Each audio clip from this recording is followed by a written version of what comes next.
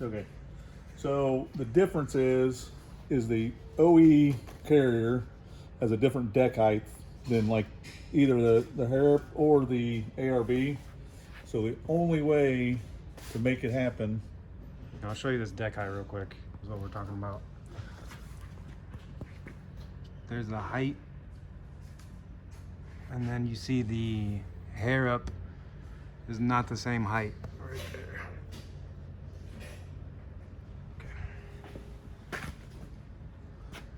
And with the OE gear, with the aftermarket locker, the pinion's too big. So the pinion in here is too big to allow the carrier to sit in all the way. So we'd have to go to a different gear ratio with a smaller pinion to make all that work with the different deck heights. Okay.